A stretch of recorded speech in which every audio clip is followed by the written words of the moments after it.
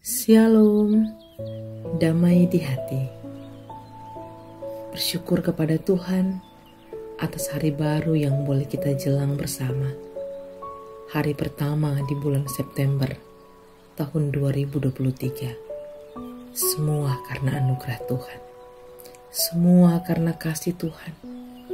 Karena itu, mari Jemaat Gemim Gloria Jakarta Selatan dan simpatisan, kita beribadah kepada Tuhan. Kita awali hari ini dengan boleh merenungkan firman Tuhan dan berdoa bersama. Mari kita berdoa. Hari pertama di bulan September tahun 2023 boleh kami nikmati. Kami aminkan semua karena kemurahan Tuhan. Terima kasih Tuhan. Berkat Tuhan berlimpah bagi kami. Berkat Tuhan tidak berkesudahan dalam hidup kami. Selalu baru tiap hari. Dan mengawali hari ini, kami rindu membaca Alkitab serta merenungkannya bersama. Bersabdalah buat kami Tuhan. Kami siap merenungkan firman-Mu dalam tuntunan kuasa Roh Kudus. Di dalam nama Tuhan Yesus, kami sambut firman-Mu. Amin. Bacaan Alkitab di hari ini terdapat dalam kitab Yeremia pasal yang ke-10 ayat 8 sampai ayat yang ke-9. Berhala itu semuanya bodoh dan dungu. Petunjuk dewa itu sia-sia, karena ia hanya kayu belaka. Perak kepingan dibawa dari Tarsis, dan emas dari Ufas. Berhala itu buatan tukang dan buatan tangan pandai emas. Pakaiannya dari kain ungu tua dan kain ungu muda. Semuanya buatan orang-orang ahli.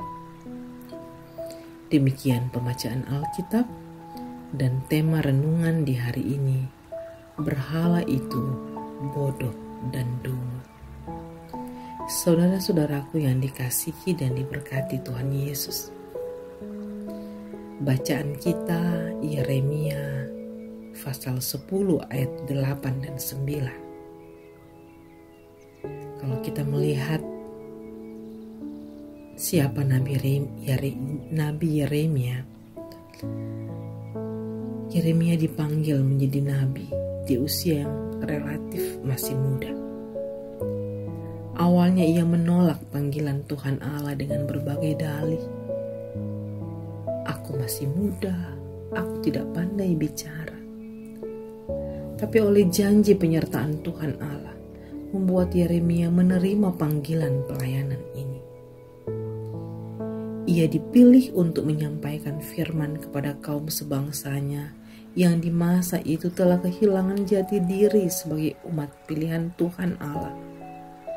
Kehilangan identitas diri mereka sebagai umat pilihan Allah karena tekanan dari bangsa penjajah. Mereka dalam masa pembuangan. Sebagai umat pilihan Tuhan Allah, sebagai biji mata Allah, bangsa Israel tidak mampu menunjukkan identitas mereka seutuhnya untuk menyembah Tuhan Allah. Karena begitu besar godaan-godaan di sekitar mereka. Israel tidak menjadi contoh dan teladan bagi bangsa-bangsa lain untuk datang dan percaya kepada Tuhan Allah. Malahan Israel sendiri tergoda menyembah ilah-ilah lain yang dipercaya bangsa-bangsa pada masa itu. Nabi Yeremia dengan tegas, keras, menegur dan mengingatkan bahwa berhala itu semuanya bodoh dan dungu, hanya buatan manusia, petunjuknya sia-sia. Yeremia mempermalukan mereka karena menyembah berhala yang mati. Adalah kesia-siaan bagi bangsa-bangsa penjajah percaya dan menyembah berhala yang bodoh dungu, tidak dapat berbuat apa-apa, tidak berdaya, hanya seperti orang-orang di kebun mentimun, seperti tertulis di ayat yang kelima. Demikian juga bangsa Israel yang menyembah berhala, bangsa-bangsa lain. Perbuatan Israel itu sangat memalukan dan menyakiti hati Tuhan. Karena itu dengan lantang Yeremia menyadarkan mereka dengan mengatakan bahwa berhala-berhala itu bodoh dan dungu. Teguran Nabi Yeremia kepada bangsa Israel juga merupakan teguran kepada kita saat ini.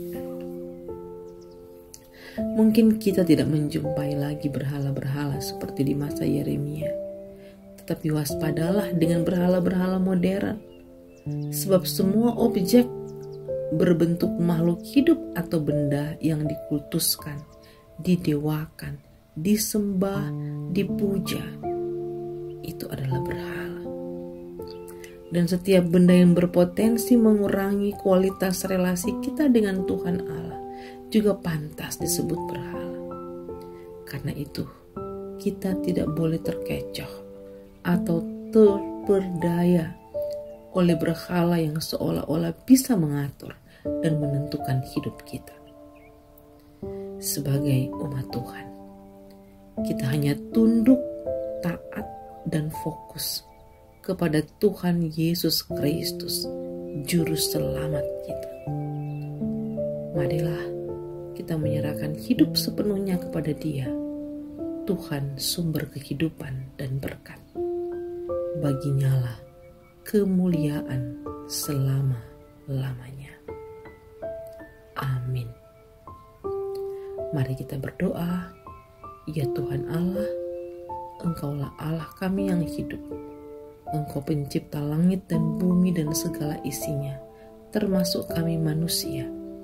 Teguhkanlah iman kami, supaya kami tidak menyimpang dari kehendak-Mu, supaya kami tidak menyembah berhala-berhala, tetapi hanya kepada Engkau kami sembah dan kami muliakan. Tuhan Yesus, kami menyerahkan seluruh aktivitas kami di sepanjang hari ini. Kiranya semua dalam penyertaan perlindungan Tuhan, apa yang kami lakukan boleh berhasil membuahkan berkat-berkat yang berlimpah dan berkenan di hadapan Tuhan. Di dalam nama Tuhan Yesus, kami berdoa. Amin.